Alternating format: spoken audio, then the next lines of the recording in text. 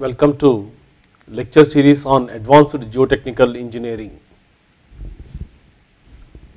We introduced ourselves to module 4 and which is on stress strain relationship and shear strength of soils, and this is lecture 2 in module 4. So we have discussed about the contents and then introduction to the Mohr circle analysis. So in this lecture we will try to do in the detailed discussion on the Mohr circle analysis and its applications, and determination of the pole in the Mohr circle and how this can be used to find out the stress on any given plane within the element. And thereafter we will introduce ourselves to the principal stress space and the stress paths in PQ space. So as we have discussed, the Mohr circle is a geometric representation of the two-dimensional stress state and is very useful to perform quick and efficient estimations. And it is also popularly used in geotechnical fields such as soil shear strength, that anyhow we are going to discuss, and earth pressures, wherein actuation of active conditions and passive conditions are discussed, and also in the bearing capacity theories. So it is often used to interpret the test data and analyze the complex geotechnical problems and predict the soil behavior. And in this, the pole point on the Mohr circle is a point so special that it can help to readily find the stresses on a specified plane by using the diagram instead of complicated computations. So the topic which we are going to discuss, the pole point on Mohr circle, is a point so special that it can help to readily find stresses on any specified plane by using diagram instead of complicated computation. Now this coming to the pole points, a pole is a unique point located on the periphery of the Mohr circle. The point of intersection of Mohr stress circle and line drawn to the pole parallel to a given plane gives the stresses on that plane. So the point of intersection of Mohr stress circle and the line drawn to the pole parallel to the given plane gives the stresses on that plane. So this pole point is also called as the origin of planes. So there are two ways the pole points can be established. One is by relating to the direction of action of stresses, the other one is the relating to the direction of the planes on which the stresses are acting. Suppose if there is in a horizontal plane, if there is a normal stress acting on that, then we are referring an horizontal plane, and if there is a vertical plane on the element and the normal stress is acting on that, then that is also what we are actually referring as the direction of the plane on which the stresses are acting. Usually the pole point relating to the direction of the planes are in use. Usually the pole point relating to the direction of the planes are in use. The direction of the planes, whether it is horizontal or vertical, is in use. Now here consider the procedure to establish a pole point for stresses. So what we need to do is that we have to draw the Mohr circle on the tau sigma space by knowing the sigma z and tau zx and sigma x and tau xz. So these are actually, sigma x is normal to the vertical plane, you can see here, and the sigma z is horizontal, is actually normal to the horizontal plane, that is sigma z here, and this is tau zx. So if you look into this about the center of the element, if you take moments, we get that tau xz is equal to tau zx because we have to maintain the equilibrium of the element from the moment equilibrium point of view. So project the line. So with by knowing these 2 points, draw the Mohr circle on the tau sigma space. Then from this point, sigma z tau zx is acting in the direction of the vertical direction.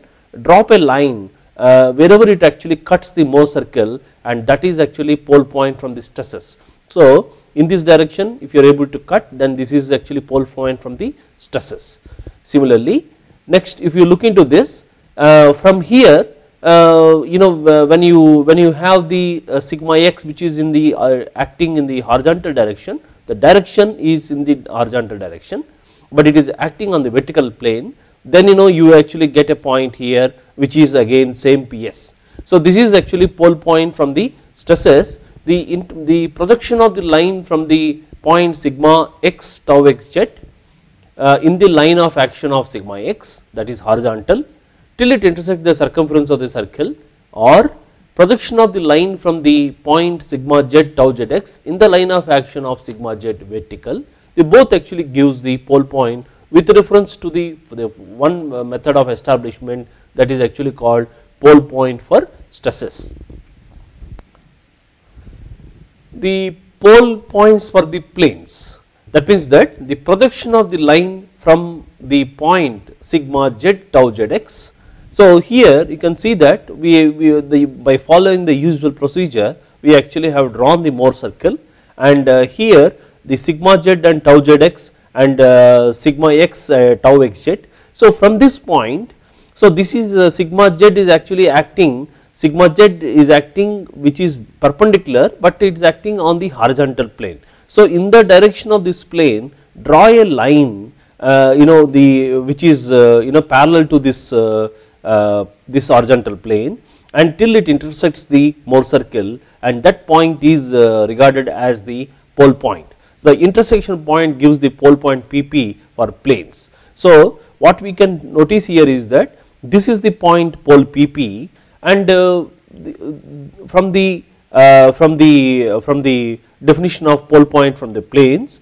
Similarly, when you look into the sigma x tau xz here, so here this is sigma x tau xz is this plane is vertical here. So in the direction of this vertical plane, draw the line till it actually intersects the point here. So it will be again when you draw in this horizontal direction or in this direction, you actually have a point here, and from this point when you put this is again the pole point from the planes. Now when we join this this point with the major principal stress here sigma 1, the intercept with the sigma axis at tau is equal to 0 is the major principal stress, and here minor principal stress, that is sigma 3, which is here. So when you draw a line like this, when you draw a line from here to here, and on this plane there is minor principal plane is acting. On this plane now the major principal plane is acting. Now if you are actually trying to wanted to find the stress on in a particular plane within the element, let us say an angle alpha within the element, that can be found out by just drawing or dropping a line such that you can actually get the stresses, that is sigma and tau and sigma at this particular any element state here. So with that we will be able to find out the stresses in the elements, the stress states in the elements at any given plane within the element. So in the Mohr stress circle, when we said that pole points for the planes, and which is actually usually adopted, wherein what we have to draw, how to establish a pole point is that project the line from the point sigma z tau zx in the direction of the plane on which the stresses are acting till it intersects the circumference of the circle, and the intersection point gives the pole point PP for planes. Now what we have further discussed is that when we join this with the major principal stress magnitude here, and this plane is nothing but the major principal plane on which the major principal stress is actually acting, and here on this is the minor principal plane. So these principal planes are the planes on which these shear stresses are 0. Principal planes or shearless planes are called principal planes, and we have major principal plane and minor principal plane, and in which actually in the two-dimensional case where by ignoring the intermediate principal stress, what we say is that major principal stress and minor principal stress principal planes can be identified.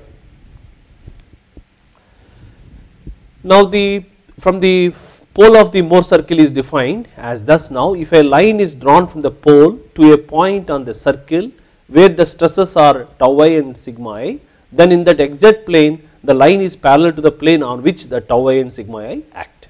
So, the definition whatever we have discussed is that if a line is drawn from the pole to a point on the circle where the stresses are tau I and sigma I, then in the xz plane the line is parallel to the plane on which the tau I and sigma I act.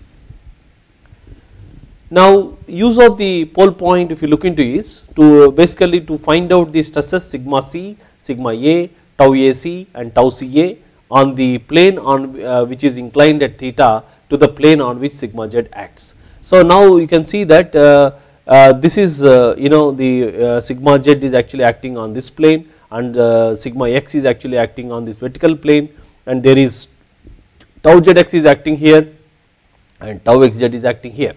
So, in the step 1 locate the pole point for the planes extending point E horizontally.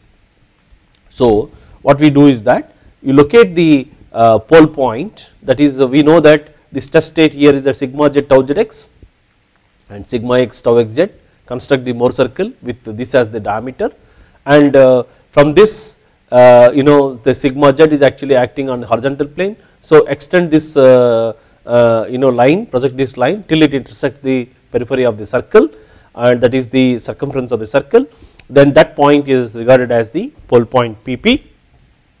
Now, what we do is that locate the pole point for the planes extending point E horizontally in the direction of the plane on which the sigma z is actually acting, that is horizontal. So, we have drawn the horizontal line.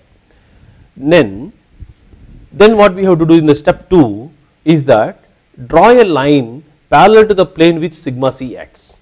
So, now draw a line parallel to the plane on which sigma c acts. So, this sigma c is actually acting at an angle, let us say that certain inclination. So, draw a line parallel to this line, and here you draw a line. So, extend a line from point D through the center of the circle till it intersects the circle. So, from here draw the circle so that we get the sigma a and tau ac, that is on these stress states, and then we get sigma c and tau ca. So, this is what we have written, what drawn is that we have drawn a line parallel to this this plane on which the sigma c is acting. Now, what we have established is that we established an element at the D and let us say D dash here, and these are the the stresses at this state are the sigma c and tau ca, which are nothing but here, and here it indicates that sigma e, sigma a and tau ac. So, when we join, let us say again here to the major principal plane, major principal stress here, minor principal stress, then this will become the major principal plane and this will become the minor principal plane. Now, this is actually shown diagrammatically here. Once again, use of the pole point to locate the stresses sigma and tau at an angle theta to the reference stress direction. So, here what we have done is that we have got a Mohr circle on the tau sigma space, and we with sigma z tau zx which are actually acting here, and sigma x and tau xz, by following the sign conventions which are defined yesterday, we actually can defined in the previous lecture, we can actually draw a indicate this in tau sigma space and draw a Mohr circle with this as the diameter. Then the sigma, wherever it intersects the sigma axis, this will become the major principal stress, that is measured from here origin to this point, and this is the magnitude that is measured from here to here, that is sigma 3. Now, the stress point on the Mohr circle is actually now from the here we draw a line parallel to this. So, you actually can locate this pole, that is PP, or you can draw a line parallel to this plane. So, you write this vertical plane, you will actually again get from either from this or this, establish the origin of the planes. Then from here what we need to do is that we wanted to determine the stresses sigma c and tau ca at an angle theta. So, draw a line parallel to the plane on which sigma c and tau ca are acting. So with that what we get is that we get the stress states like sigma c from after locating D by drawing an angle theta below with the PPE, then drawing D and D dash passing to the center of the Mohr circle, we actually get the stress state sigma A tau AC, that is sigma A tau AC, and then we get sigma C and tau Ca. So this by using this procedure, like use of pole point P to locate the stresses sigma and sigma C and tau Ca at an angle theta to the reference section, is demonstrated in this particular slide. Now the fundamental relationships by the Mohr stress circle can be discussed. So here a tau sigma in space, a Mohr circle which is actually shown here, where you can see that the stresses are actually acting sigma 1 and sigma 3 are acting on this, sigma 1 is actually acting on OA plane OA, and sigma 3 is actually acting on plane OB, and which is inclined at an angle you can say that inclined at an angle theta. Okay. So what we need to do is that again by knowing sigma 1 and sigma 3, we can draw the Mohr circle, and from here to locate PP or OP, that is the pole, draw the from here draw the line parallel to this plane on which this is actually acting. So this is inclined at theta, so draw a line, and from here what we can actually draw is that if you look into this, and the shear stress will be maximum here, that is tau max is equal to sigma 1 minus sigma 3 by 2, which is nothing but the radius of this Mohr circle, and this point is sigma 1 measured from here to here, and this point is sigma 3, the minor principal stress. So what we get is that this is the the major principal plane, and this is the minor principal plane, and the shear stress, principal shearing stress is actually occurring at a the line joining this point to the point where the maximum shear stress occurs, that is 45 degrees. So we have tau max, which is on the the upper portion of the Mohr circle, and then bottom portion of the Mohr circle. So the maximum shear stress, often called the principal shearing stresses, has a magnitude of sigma 1 minus sigma 3 by 2, and which equals the radius of the Mohr circle. So the maximum shearing stress, often called the principal shearing stress, has a magnitude of sigma 1 minus sigma 3 by 2, which equals the radius of the Mohr circle. So the principal shearing stresses occurs on planes inclined at 45 degrees. The principal shearing stress occurs on planes inclined at 45 degrees. The principal shearing stress or the maximum shear stress occurs on planes inclined at 45 degrees. Now the another aspect is that the conjugate shearing stresses. That means that the shearing stresses on planes at right angles to each other are numerically equal but are opposite sign. So numerically equal because the element has to be maintained equilibrium by, when you take a moment about the center of the element, we get tau zx is equal to tau xz, or tau xy is equal to tau yx, or tau yz is equal to tau zy. So these stresses are called conjugate shearing stresses. So here the conjugate shearing stresses are represented here. So we can see that if you are having these shearing stresses at this point and at this point, so we call these are which is on the upper, they are equal in magnitude, but only thing is that they are opposite in the sign. So one is positive, other one is negative here. So this is indicated here. This is actually called, these two are called as conjugating shearing stresses. So these are conjugating shearing stresses. Now the another aspect is that what is the obliquity and the resultant stress. So the resultant stress on any plane has a magnitude expressed by, we have an element let us say sigma and tau. So the resultant is actually nothing but root over sigma square plus tau square at any particular point on the Mohr circle, and has an obliquity which is equal to tan inverse of tau by sigma. So if you look into, let us say that this is the point C on the Mohr circle which we are referring. Now what we do is that from the origin, that is where from here to this point, so this is actually called as the the maximum is the obliquity angle, that is which is nothing but alpha is equal to tan inverse tau by sigma, this is tau and then this ordinate is sigma, and this magnitude is nothing but root over sigma square plus tau square, which is the resultant. So, the obliquity angle of obliquity is nothing but alpha is equal to tan inverse tau by sigma. Now, further if you look into it in this particular slide, where has been shown that we have got in the same situation that Mohr circle, but here if you look into this here, when indicate this sigma 1 and sigma 3 acting at an inclination theta. So, what we have drawn is that we located the pole, and from here what we have drawn is that we try to determine the stresses on any plane at inclination theta.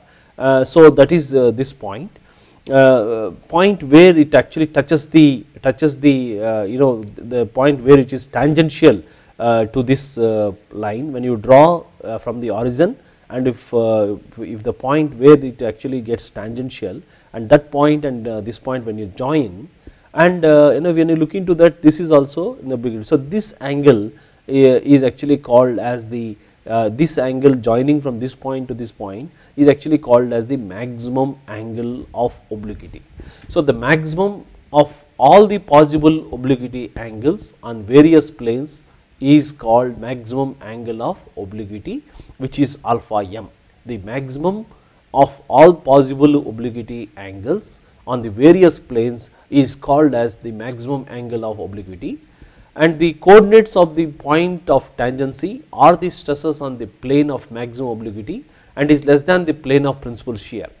So, if you look into this, the principal shear is nothing but the maximum shear stress. So, here the maximum shear that means that the failure is most likely to happen, but when you say that the limiting obliquity is a basically criterion which is used to initiation of the slip, indicate the initiation of the slip. So, the maximum obliquity is less than the plane of the you can see that is less than the plane of the principal shear, because since the limiting obliquity is the criterion of the slip, and whereas in the plane of principal shear is actually liable to happen. So, the coordinates of the point of tangency are the stress on the plane of the maximum obliquity, and this which is actually the angle which is joining to the maximum shear stress is actually less than this maximum angle of obliquity. So, if you look into this, this is not the maximum shear stress, the maximum shear stress is here. So, here at the point of maximum shear stress with radius r is equal to sigma 1 minus sigma 3 by 2, the failure is actually most likely to happen, but here this point which actually indicates the maximum limiting obliquity angle is basically the criterion which is actually specified for initiation of the slip, and whereas in the plane of principal shear is actually liable to happen. So, now consider an example where we need to draw the Mohr stress circle at failure on cylindrical specimen of stiff clay with a shear strength of 100 kilopascals, and if the radial stress is obtained constant at maintained constant at 80 kilopascals, by using the pole point method, find the inclination theta to the radial direction of the planes on which the shear stress is one half of the maximum shear stress, and determine the normal stresses acting on this plane. So, we need to determine the magnitude of the normal stresses and acting on these planes, and the condition which is given is that find the inclination theta to the radial direction of the planes on which the shear stress is one half of the maximum shear stress. Now, what has been given is that the maximum shear strength which is nothing but 100 kilopascals. So, that means that the maximum ordinate is actually sigma 1 minus sigma 3 by 2, that is tau max is equal to 100. So, with this as radius, sigma 1 minus sigma 3 by 2 as the radius, draw the Mohr circle on tau sigma space. So, then we have got the maximum shear stress with on the 100 kilopascals here minus 100 kilopascals here, and the circle when it actually intersects with sigma axis, at sigma 1 it is 280 kilopascals, and sigma 3 is 80 kilopascals. So, tau max is the radius of the circle. So, sigma 1 is equal to sigma 3 plus tau 2 tau max. So, tau max is actually is given as 100. So, with that what we can actually find out is that sigma 1, so which is nothing but 280. So, the diameter of the Mohr circle is nothing but 280 minus 80, that is 200 kilopascals. The radius is nothing but tau max is equal to that is sigma 1 minus sigma 3 by 2, that is 100 kilopascals. So, the plot Mohr circle based on the above information and radius and 2 points on the circle. Once we do that, now the condition has been given is that 50% of maximum shear stress, draw a line. That means that when you are actually doing the draw a line which is intersecting the Mohr circle.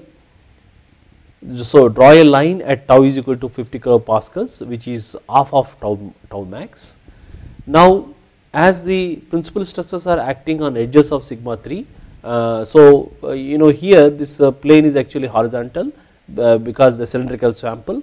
So, sigma 1 is acting on the horizontal plane, sigma 3 is acting on the minor principal plane. So, this itself will become like a PP is nothing but the pole here. So, from here draw the line, it intersects at at point where sigma 3 is identified, and that is point pole point PP. Now, from here what has been asked is that the inclination of the plane on which tau is equal to tau max by 2, which we by drawing a line from here, this point is actually indicated by the condition which we have given, and with that we can actually get on this 15 degrees, and at this particular point we can actually get sigma n 15 as 267 kilopascals, and another ordinate is nothing but 50 kilopascals. Then when we can see that when we draw a line at 75 degrees, now possible that because this point actually intersects at these 2 points. So, when you draw the line here from the 75 degrees with the horizontal, it is at 75 degrees with horizontal, and this magnitude of the stress sigma 1 75 degrees indicates that 93 kilopascals.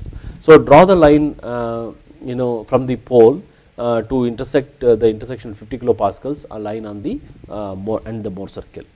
So, what we have actually based on the the given data, we try to establish determine the normal stresses acting on these planes. Now, here with the given information, 2 planes are possible.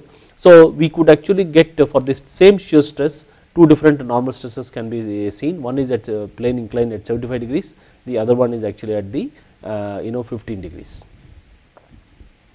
Now, consider an example problem where the Mohr circle of the total stress and element having a size of 40 mm by 40 mm, it is a cube. So, a 2-dimensional state has been actually represented here, and the x axis and z axis are actually shown within the element, and for elucidating the shear forces and all, with mustard color filled rectangles are actually shown basically to show. You can see that this is conjugate shearing stress shear force F4, and this is the conjugate shear force F3, and so the shear the element is actually subjected to shear like this, and these are the normal stresses, and these are the normal forces F2, and this is actually normal force F1. So, in the given figure, the normal loads are applied to the faces of the soil cube having 40 mm by 40 mm and 40 mm dimensions, and F1 is 0.45 kilonewton, F2 is 0.3 kilonewton, and the shear loads are F3 is equal to F4 is equal to 0.1 kilonewtons. The sides of the soil cube are each one is actually having 40 mm. To construct the Mohr circle of the total stress and find the magnitude of the principal total stresses and the direction of the principal planes in the soil. So, what we have been asked is that we have been given forces. So, each area of the face is nothing but 40 mm by 40 mm. In meters, it is when we convert into millimeters into meters, it is area of the each face is 0.016 meter square. So, by putting, let us say, F1 divided by that area, we will get the the stress sigma z, and sigma x is nothing but F2 by this area. Then we can get this shear stress F4 on this plane divided by F4 divided by that area, and similarly F3 divided by this area, you will get the shear stresses on the sample. So now what we do is that as we discussed, we determine sigma z, which is 281 kilonewton per meter square, and sigma x is 187.5 kilonewton per meter square. Now tau xz is equal to tau zx is equal to 0.1 divided by, that is due to F3 and F4. Okay. So with that we have got the the data which is given. Based on the given data, we establish sigma z and sigma x and tau xz and tau zx, which are actually acting on the element. Now what we have done is that by knowing the stress states here, that is the magnitudes are a little bit different, but however they can be ignored. And so here with this stress state like 281.25 kilonewton per meter square and 62.5 kilonewton per meter square, and this point as well as this point by the appropriate using the sign convention, we can actually draw the Mohr circle and on the tau sigma space which is drawn to the selected scale. Then what we can do is that from this, because it is actually acting on horizontal plane, so draw a line to locate the pole. So this is the point P, which is the pole. Now this is the major principal stress. The ordinate is with the given dimensions which are given in the figure. The sigma 1 magnitude is 306 kilopascals and sigma 3 is 154 kilopascals, which is measured from here to here and which is measured from here to here. So the line joining this, when you drop a line to this one, this is the major principal plane, is inclined at 26 degrees with the this horizontal line which is drawn within the Mohr circle to locate the plane, and this is inclined at 90 degrees plus 26, that is about 116 degrees, 90 plus 26, and this is nothing but the minor principal plane. So in the given problem we have been asked to calculate the magnitude of the major principal plane and minor principal planes, and also the direction of the planes which are indicated in this particular problem, which is the solution which is actually given for the problem.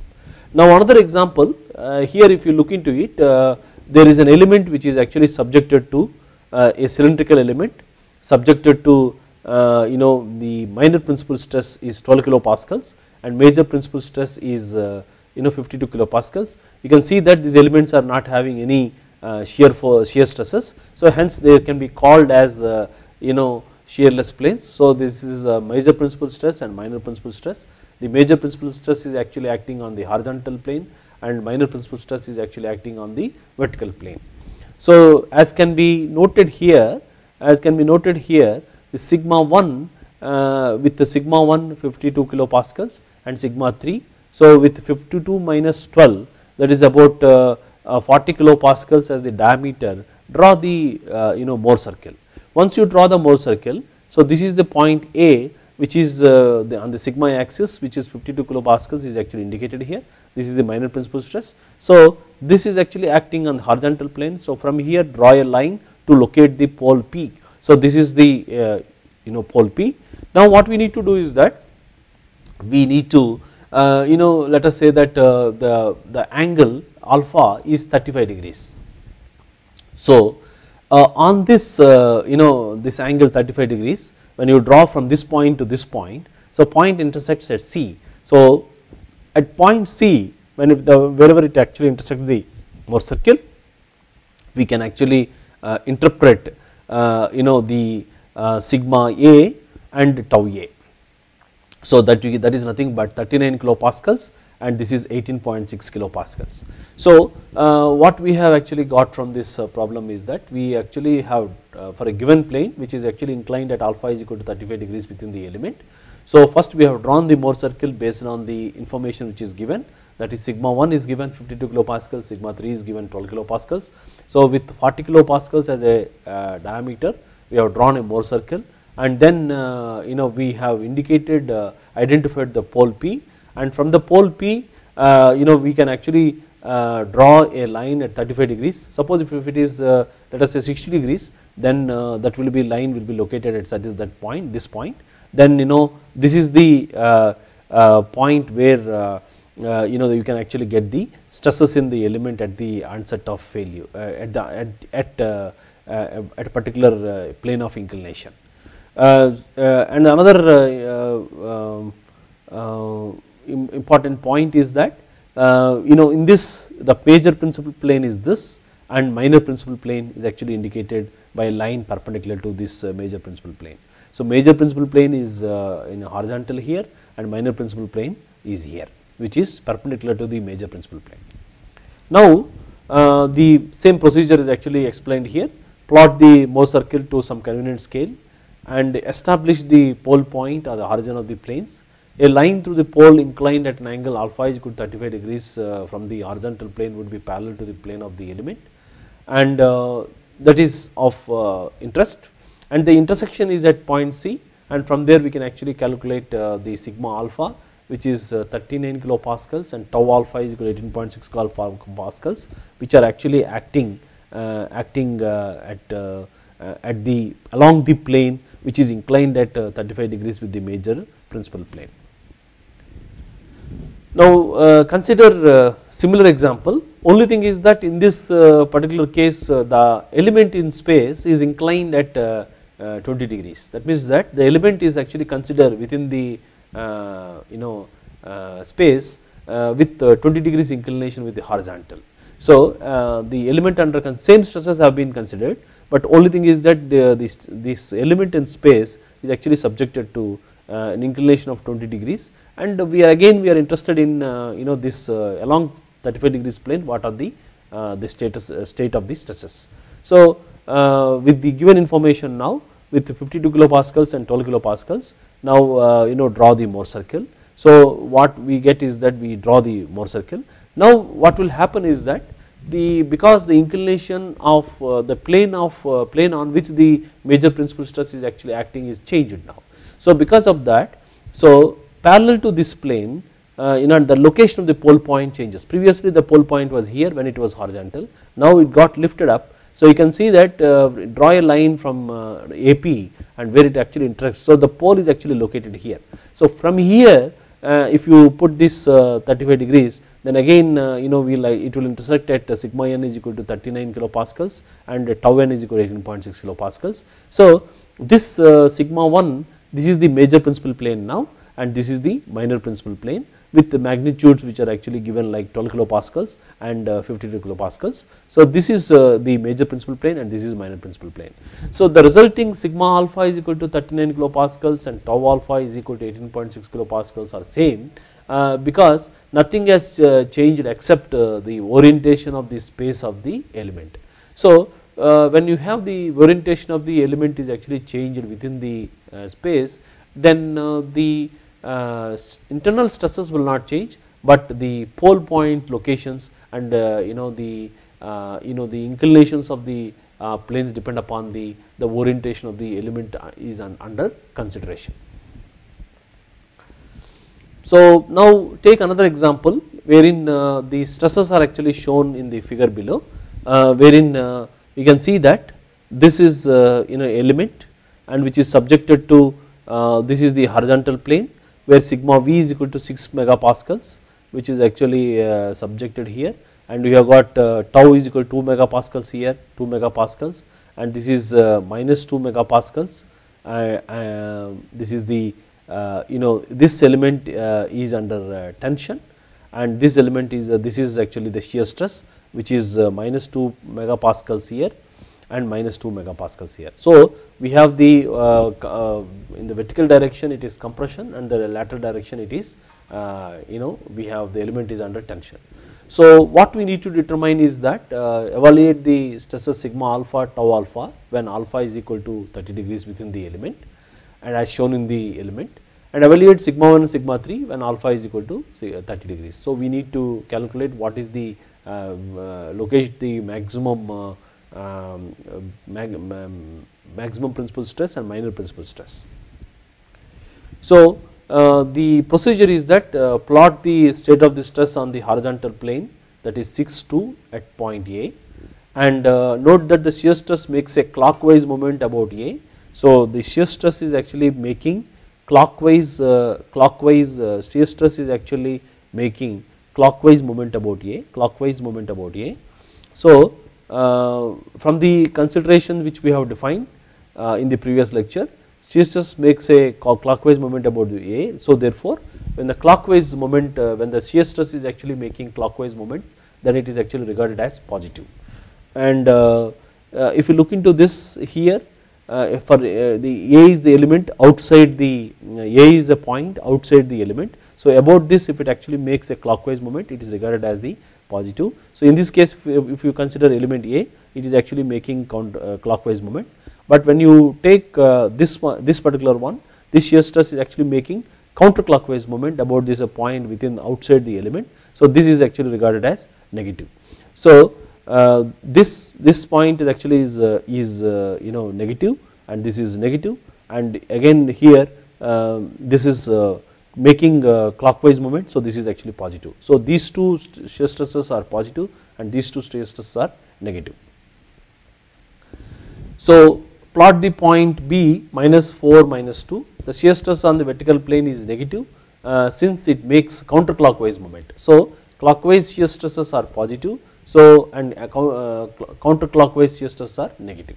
So, point A and B are 2 points on the circle. So, construct the Mohr circle with the center at 1 0, that is 1 megapascals and 0 ordinate. Find the pole by drawing the horizontal line through A and or vertical line through B, and find the state of the stress on the planes inclined at alpha, that is 30 degrees, and the draw line PC. So, this is actually explained here. So, what we have done is that we know the stress states from the defined sign conventions. We have located the A, that is 6 2, which is written here. Plot the state of the stress on the horizontal plane 6 2 at point A. Note that the shear stress makes a clockwise movement about A, and therefore, it is positive. So, that we have located, and now to locate point B, what we have said is that plot point B -4 -2, the shear stresses on the vertical plane is negative since it makes a counterclockwise movement. So, we have located here. So, with this as the diameter and with the center as 1 0, we draw a Mohr circle on the tau sigma space. So, now you can see that the origin is here, then the Mohr circle actually is extended to the negative portion also.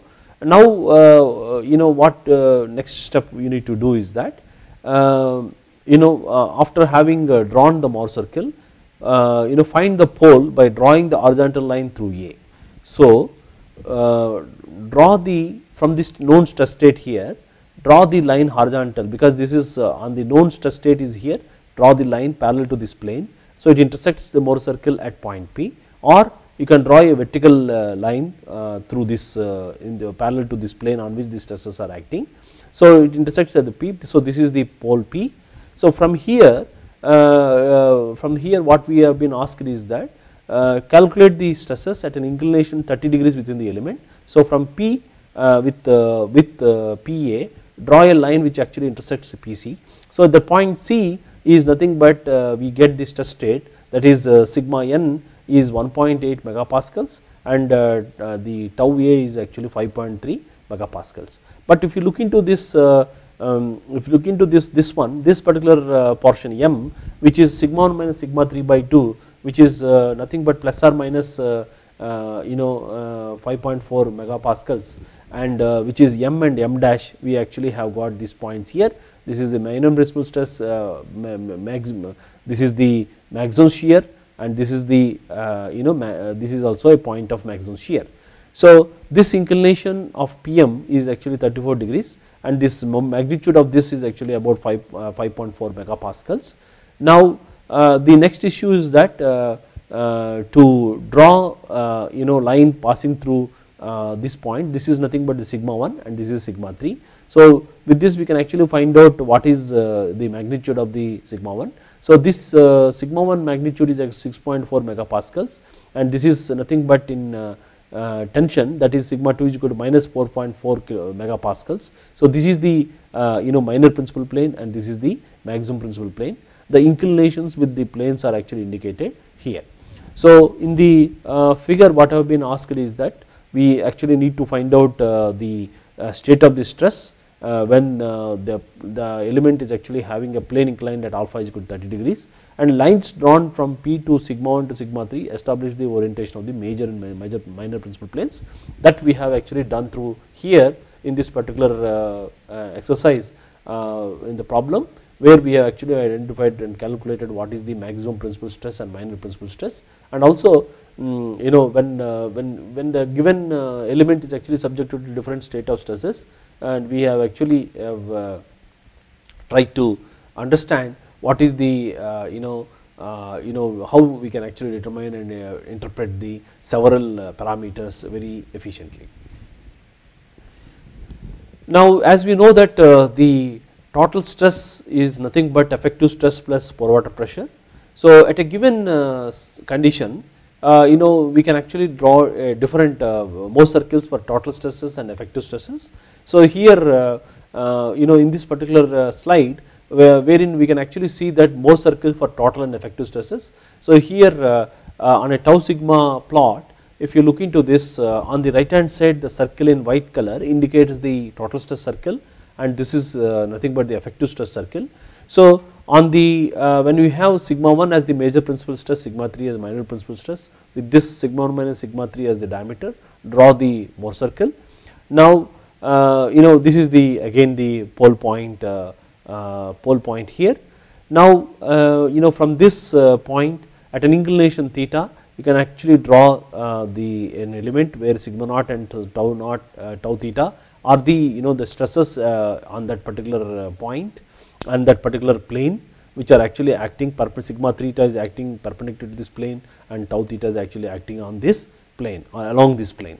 So but when we use sigma 1 dash is equal to sigma 1 minus u, where u is the pore water pressure, and sigma dash 3 is equal to sigma 3 minus u, when we do that, the circle actually shifts to the left hand side. So in case of effective stress circle, which is on the left hand side of the total stress circle, and where the magnitude of the effective major principal stress is nothing but sigma 1 dash is equal to sigma 1 minus u, and as effective minor principal stress is nothing but sigma 3 dash is equal to sigma 3 minus u. So the difference is nothing but u.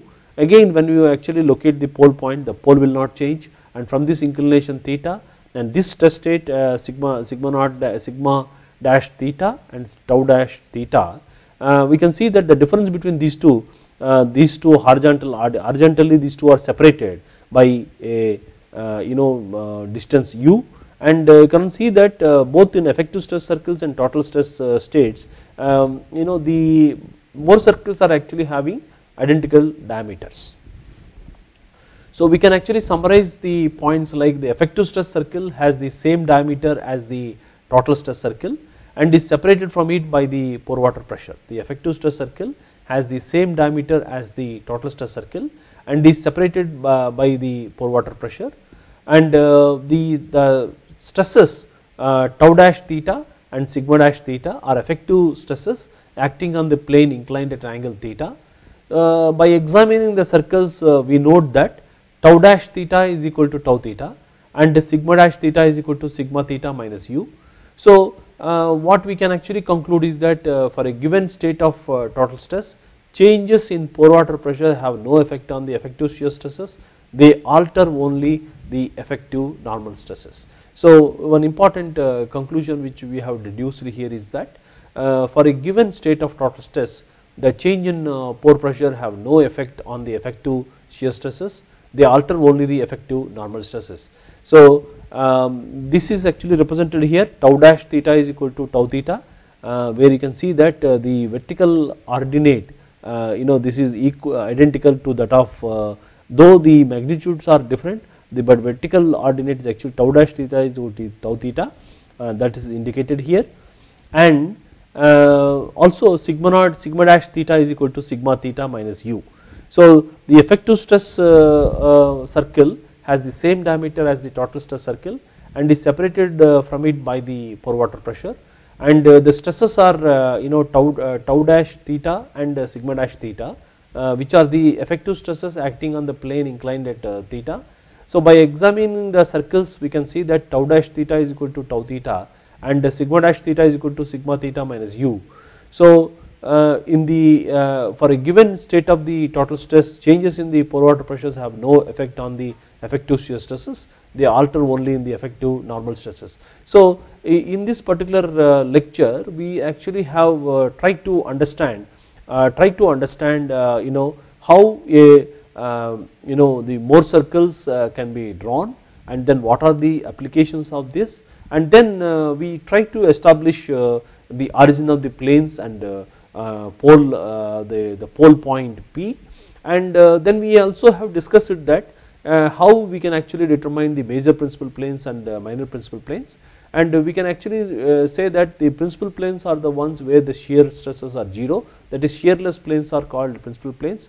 So while determining the shear strength of a soil, if you are able to create these conditions, then they are eligible to be called as the shearless planes or principal planes, and which is we will be discussing in the forthcoming lectures while discussing about the triaxial test. And then further we have discussed that the Mohr circles of the total and effective stresses, the effective stress circle and total stress circles, the diameters are identical, and again there is no, that is the reason why as such there is no tau dash theta. So tau dash or is equal to tau because it is equal, and only thing what actually gets different is that the sigma dash theta will actually change it as sigma dash theta is equal to sigma theta minus u. So for a given state of the total stress, the changes in pore water pressure have no effect on the effective shear stresses, and they are only alter the effective normal stresses.